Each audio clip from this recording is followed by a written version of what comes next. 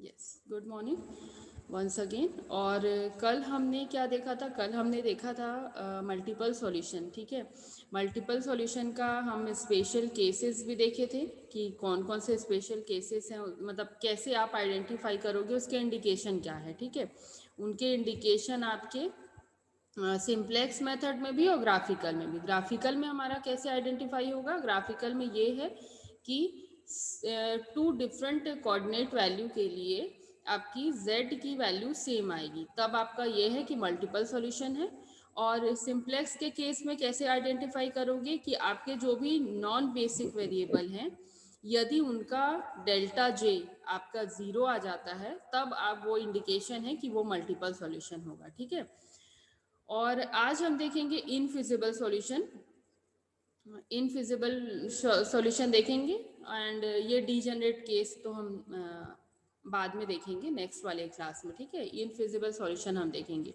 तो उसके लिए हमने यहाँ पे एक प्रॉब्लम लिया है, जो कि प्रॉब्लम है हमारा मैक्सिमाइजेशन का। Max Z equal to 5x1 minus x2।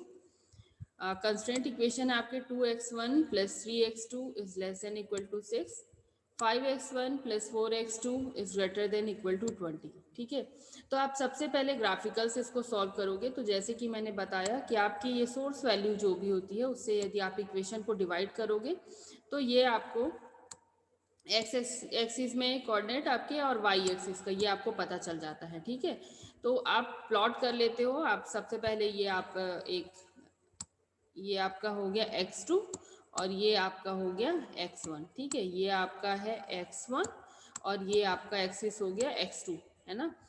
और x1 में आप देखोगे, x1 में आपको कहाँ तक चाहिए? 3, तो 1 2 3 आप ये पहुँच गए यहाँ 3। ठीक है, और x2 पे आपकी वैल्यू क्या है? 2, तो x2 पे आप ले लिए यहाँ पे 2 और ये इसको ज्वाइन किए, तो आपका ये फर्स्ट वाला लाइन ड्रॉ हो गया। अब देखो इसमें क्या था? लेस देन इक्वल टू का साइन था। तो हमने बताया था कि लेस देन इक्वल टू का साइन मतलब कि टूवर्ड्स द ओरिजिन। ठीक है, टूवर्ड्स द ओरिजिन, तो ये इसका फिजिबल रीजन हो गया इस साइड, इस लाइन के लिए। ठीक है, एंड यदि हम सेकेंड लाइन की बात करें तो हमारे x1 में कोऑर्डिनेट, x1 पे वैल्यू क्या है? 4, तो ये आपका हो गया 4, और x2 पे वैल्यू है आपकी 5। ठीक है, तो ये आपका हो गया 5। अब जब इन दो पॉइंट को आप ज्वाइन करोगे तो ये आपको लाइन मिलता है। ठीक है, अब इसमें देखो यहाँ पे आपका साइन है, यहाँ पे आपका साइन है ग्रेटर देन इक्वल का। ठीक है, ग्रेटर देन इक्वल मतलब कि अवे फ्रॉम द ओरिजिन, तो ये आपका हो गया अवे फ्रॉम द ओरिजिन। ठीक है, अब देखो इसका जो शेडेड एरिया आपका बनेगा इस लाइन के लिए इधर बनेगा, इस लाइन का जो शेडेड एरिया बनेगा इधर बनेगा। तो अल्टीमेटली क्या हो रहा है? आपको फिजिबल रीजन मिल रहा है क्या? नहीं। ठीक है, आपका फिजिबल रीजन यहाँ पे आपको नहीं मिल पा रहा है, क्योंकि इसके लिए शेडेड एरिया आपका इधर आ जाएगा, फिजिबल रीजन इस लाइन के लिए इधर होगा और आपके इस वाले के लिए इधर होगा। तो ये आपको अब यहाँ पे फिजिबल रीजन नहीं मिल पा रहा है, तो आप यहाँ पे बता सकते हैं कि ये सॉल्यूशन क्या होगा? इनफिजिबल सॉल्यूशन होगा। ठीक है, ये तो हो गई आपके ग्राफिकल मेथड की बात। ठीक है, अब यदि सेम प्रॉब्लम आप सिंप्लेक्स मेथड से सॉल्व करोगे या फिर बीगेम कह दो। ठीक है, वो जैसे आपके ये होंगे, ये साइन होंगे लेस देन इक्वल टू या ग्रेटर देन इक्वल टू, उसके अकॉर्डिंग आप यूज करोगे। तो आप सिंप्लेक्स या बीगेम मेथड से यदि आप सॉल्व करते हो, तब इसका इंडिकेशन क्या होगा? कि इंडिकेशन ये होगा, इनफिजिबल सॉल्यूशन के लिए इंडिकेशन ये होगा कि आपका जो आर्टिफिशियल वेरिएबल है, आपने जो ऐड किया ए बी सी डी, जो भी आपने ऐड किया, ठीक है, A1 B1 A1 A2, ठीक है, जो भी आप लिख सकते हो। A1 वैसे हमने ए इंडिकेशन यूज किया था, तो आप A1 A2 A3 जो भी आप यूज कर रहे हो, वो यदि आपके बेसिक में होता है, ठीक है, बेसिक में यदि आपका रह जाता है ऑप्टिमम सॉल्यूशन मिलने के बाद भी, तब आपका वो इंडिकेट कर रहा है कि वो इनफिजिबल सॉल्यूशन है। ठीक है, तब वो आपका इंडिकेट करेगा कि वो इनफिजिबल सॉल्यूशन है। तो चलो इसी क्वेश्चन को फिर हम सॉल्व करते हैं।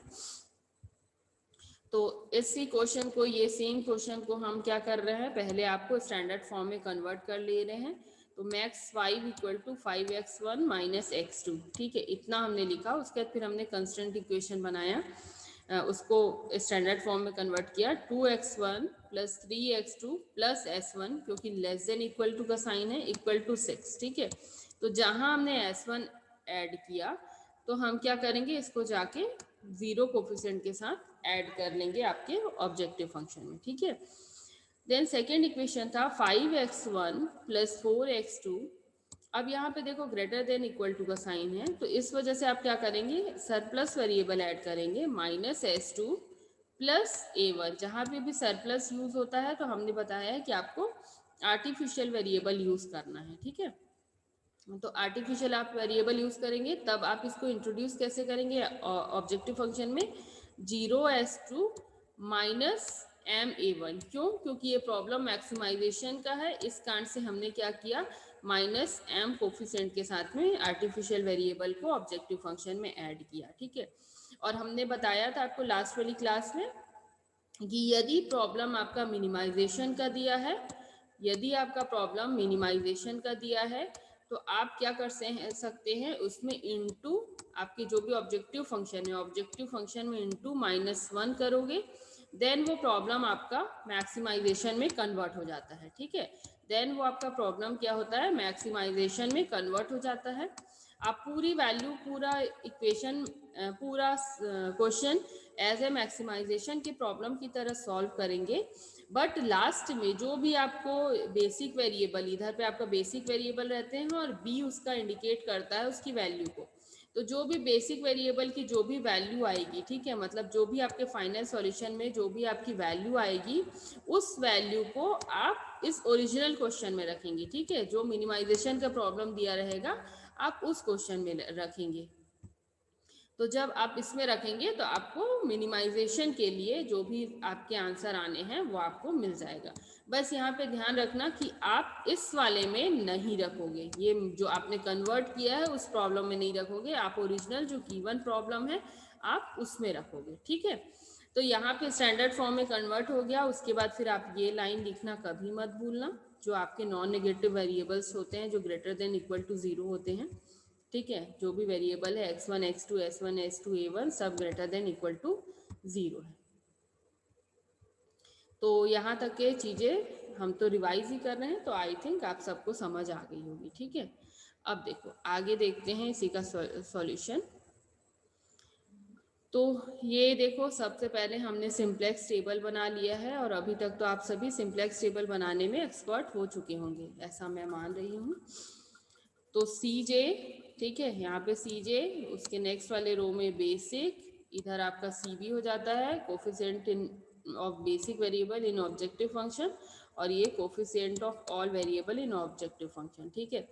तो यहाँ पे आप 5x1 माइनस 1 जी 5x1 minus x2 plus 0s1 plus 0s2 minus ma1, ठीक है, ये आपका हो गया इक्वेशन। यहाँ पे आपकी b की वैल्यू आ जाएगी, और यहाँ पे आप इक्वेशन ऐड कर लोगे जो भी आपका इक्वेशन दिया था। जैसे हमारा इक्वेशन क्या था, फर्स्ट कंस्ट्रेंट जो था हमारा वो था 2x1 plus 3x2 plus s1 is equal to 6, ठीक है। सेकेंड हमारा कंस्टेंट इक्वेशन था वो क्या था, 5x1 plus 4x2 minus s1 plus a1 is equal to 20, ठीक है। ये हमारे दो इक्वेशन आपको गिवन थे, ठीक है। तो अब क्या करोगे, आप यहाँ पे आपके पास वेरिएबल कितने हैं, वेरिएबल हैं आपके पास 5, ठीक है, जिसमें से आपके पास कंस्टेंट इक्वेशन कितने हैं 2। तो जितने नंबर ऑफ कंस्टेंट इक्वेशन रहते हैं हमारे, उतने नंबर ऑफ क्या होते हैं, बेसिक वेरिएबल होते हैं। तो हम क्या करते हैं, हर क्वेश्चन से, हर कंस्टेंट से एक बेसिक वेरिएबल ले लेते हैं, एक वेरिएबल ले लेते हैं एज ए बेसिक वेरिएबल। तो पहले वाले में हमने s1 लिया और दूसरे वाले में हमने a1 लिया, ठीक है। तो ये आपका हो गया, और इसके रेस्पेक्टिव आपका ये सी बी की वैल्यू आ जाएगी, ये 0 और ये -m1, ठीक है। अब यहाँ पे देखो, यहाँ पे b की वैल्यू आपकी 6 है और इसकी वैल्यू आपकी 20 है, यहाँ पे सेकेंड वाले के लिए b की वैल्यू। तब आप सबसे पहले क्या करोगे, सबसे पहले हम कैलकुलेट करते हैं ZJ। तो ZJ क्या होगा, this into this multiply plus this into this, ठीक है। तो 0 इंटू 2 यानी कि 0 प्लस माइनस m इंटू 5 यानी कि 5m आ गया, ठीक है। वैसे ही जब आप सेकेंड वाले के लिए कैलकुलेट करोगे तो क्या होगा, ये तो 0 है तो कोई फर्क नहीं पड़ेगा, सिर्फ इसी से हम यहाँ कैलकुलेट करेंगे तो 4m आ गया, इसलिए हमने लिखा -4m, सॉरी 4m नहीं -4m, ठीक है। अब सेकेंड यहाँ पे देखो ये तो 0 हो जाएगा अगेन। जब इस वाले के लिए कैलकुलेट करोगे तो -m इंटू -1 यानी कि m आ जाएगा आपका, ठीक है, पॉजिटिव m आ जाएगा। उसके बाद फिर आप देखोगे कि यहाँ पे आपका ये -m इंटू 1 तो क्या आ गया आपका -m आ गया, ठीक है। तो ये आपका ZJ आ चुका है। अब ZJ आने के बाद आप क्या करोगे, डेल्टा J कैलकुलेट करोगे। डेल्टा J क्या होता है, CJ माइनस ZJ, मतलब CJ जो टॉप में लिखा माइनस ZJ जो आपने कैलकुलेट किया। तो ये क्या आ गया, 5 + 5m आ गया, -1 + 4m आ गया, ये आपका 0 आ गया, ये आपका -m आ गया, ठीक है, ये आपका 0 आ गया। तो ये आपकी वैल्यू आ गई। अब देखो इसमें से मैक्सिमाइजेशन का प्रॉब्लम है, तो मोस्ट जो मैक्सिमम पॉजिटिव वैल्यू होगी वो आप सेलेक्ट करोगे। तो मैक्सिमम पॉजिटिव वैल्यू आपकी क्या होगी, ये वाली होगी, ठीक है, क्योंकि यहाँ पे 5 × m है और m ही हमारे डिसाइड करेगा, क्योंकि हमने बताया था कि m क्या है, वेरी लार्ज क्वांटिटी है आपका, ठीक है। तो ये m ही डिसाइड करेगा आपका इनकमिंग वेरिएबल चूज करने के लिए। तो ये आपका सबसे हाईएस्ट हुआ, तो ये आपका बन गया इनकमिंग वेरिएबल, ठीक है। उसके बाद फिर देखो अब क्या है, हमको आउटगोइंग वेरिएबल फाइंड आउट करना है, ठीक है। तो इसके लिए क्या करते हैं, हम थीटा फाइंड आउट करते हैं, रिप्लेसमेंट रेशियो जिसको हम कहते हैं।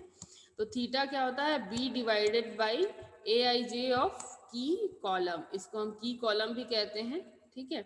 तो ये होता है, तो ये क्या हो गया, 6 डिवाइडेड बाई 2, 20 डिवाइडेड बाई 5, ये 2 आ गया। अब यहाँ पे वैल्यू है 3 और 4, तो इसमें क्या करते हैं, जो भी मिनिमम पॉजिटिव होता है वो सेलेक्ट करते हैं, इसलिए हमने 3 लिया, ठीक है। तो ये आप हमने यहाँ पे 3 को सेलेक्ट किया क्योंकि ये मिनिमम पॉजिटिव वैल्यू यही है। तो ये आपका 3 के सामने जो भी हेड वेरिएबल होगा ये आपका बन जाएगा लीविंग वेरिएबल, ठीक है। और ये की कॉलम के सामने जो भी हेड वेरिएबल रहता है वो आपका बन जाता है इनकमिंग वेरिएबल। तो नेक्स्ट वाली टेबल में ये आ जाएगा S1 की जगह में और S1 यहाँ से हट जाएगा।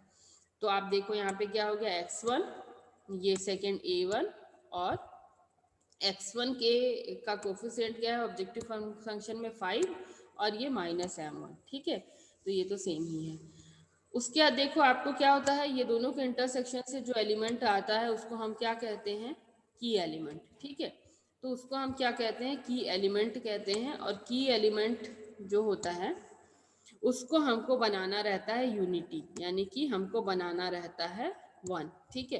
तो 1 बनाने के लिए हम क्या ऑपरेशन लगाएंगे, R1 डिवाइड बाई 2, ठीक है, R1 डिवाइड बाई 2 लगाएंगे तो हमारा जो भी ये है ये हमारा बन जाएगा 1। तो ये हो गया 1, ये हो गया 3/2, ये हो गया 1/2, ये 0 और ये 0 और ये 6/2 यानी कि 3 आ गया, ठीक है। सेकेंड है हमारा जो ये है, इस वाले को बनाना होता है 0, ठीक है, इस वाले को बनाना होता है तो 0। तो अब क्या करेंगे, हम ये वाला टेबल यूज़ कर लेंगे, ये वाला रो यूज़ कर लेंगे, न्यू टेबल जो हमारी वैल्यू आई है वो, ठीक है। तो यहाँ पे क्या होगा, ये आपकी वैल्यू थी 5 को बनाना है 0, यहाँ पे है आपका 1। तो आप क्या ऑपरेशन लगाओगे, R2 मतलब कि ये वाला रो माइनस 5 × R1 न्यू, मतलब मैंने न्यू इसलिए लिखा क्योंकि मैं ये वाला टेबल यूज कर रही हूँ, ठीक है। 5 × R1 न्यू, ये हो गया आपका। तो जब ये ऑपरेशन आप लगाएंगे सॉल्व करेंगे तो आपकी वैल्यू कुछ ये आएगी, 0 -7/2 -5/2 -1 1 एंड 5, ठीक है। ये आपकी इस तरह की वैल्यू आ जाएगी। जब आप ZJ कैलकुलेट करेंगे तब उस समय क्या आएगा, ये आपका हो गया 5, क्योंकि 5 × 1 प्लस -m × 0, इस वजह से आ गया 5। सेकेंड आपका आया 5 × 3/2 प्लस -m × -7/2, इसलिए क्या हो गया ये 15/2 प्लस 7m/2, ठीक है। एंड थर्ड आप ऐसे ही कैलकुलेट करोगे तो क्या होगा, 5 × 1/2 प्लस -m × -5/2, तो ये क्या आ गया आपका 5/2 प्लस 5/2m, ठीक है। नेक्स्ट वैसे ही कैलकुलेट करोगे तो आपका z आ गया ये m और ये आपका आ गया -m, ठीक है, जेड जे की वैल्यू। अब डेल्टा जे क्या होता है आपको पता है, आपको सी जे माइनस ये जेड जे होता है, ठीक है, सी जे माइनस जेड जे होता है। तो ये क्या आ गया आपका 0 आ गया, क्योंकि यहाँ 5 है और यहाँ पे भी 5 है, ठीक है, यहाँ -1 है और प्लस ये सारा आपका पॉजिटिव है, ठीक है, सारी आपकी पॉजिटिव है, इसलिए मैंने डायरेक्टली इसको नेगेटिव लिख दिया है, ठीक है, हाँ मैंने कैलकुलेट नहीं किया है। ये 0 है, ये आपका सारा पॉजिटिव है, तो अगेन ये नेगेटिव आएगा, इसलिए मैंने डायरेक्टली नेगेटिव लिख दिया है, ठीक है। यहाँ पे 0 है, यहाँ पे पॉजिटिव एम है, तो ये भी नेगेटिव आएगा, ठीक है। यहाँ पे -m है, यहाँ पे भी -m है, तो ये आपका हो गया 0, ठीक है। तो इस तरह से आपकी डेल्टा जे की वैल्यू सारी आ चुकी है और ये सारी 0 है या फिर नेगेटिव है, तो हम समझ सकते हैं कि हमारा ऑप्टिमल सॉल्यूशन हम रीच कर चुके हैं, ठीक है। पर देखो यहाँ पे कि ऑप्टिमल सॉल्यूशन तो हम पहुंच गए हैं, लेकिन हम क्या करते हैं, आर्टिफिशियल वेरिएबल को हम अपना पार्ट नहीं चाहते हैं कि हमारे फाइनल सॉल्यूशन में आए, बट यहाँ पे आर्टिफिशियल वेरिएबल आपके फाइनल ऑप्टिमल कंडीशन पहुंचने के बाद भी यहाँ पे है बेसिक वेरिएबल में। इस कारण से आप यहाँ ये वाला सॉल्यूशन जो इंडिकेट कर रहा है वो नो फिजिबल सॉल्यूशन इंडिकेट कर रहा है, ठीक है। इसीलिए यहाँ पे मैंने लिखा है stopping criteria is satisfied. Stopping criteria यही है आपका 0 आ जाना या नेगेटिव आ जाना, but artificial variable a1 is still in the basis, so no feasible solution exist in this problem, ठीक है। तो ये आपका होता है infeasible solution for the simplex method, ठीक है। तो अब मेरे को लगता है कि आप सबको समझ आ गया होगा, और यदि इसमें किसी को डाउट है तो आप पूछ सकते हैं। किसी को कुछ डाउट है यहाँ पे?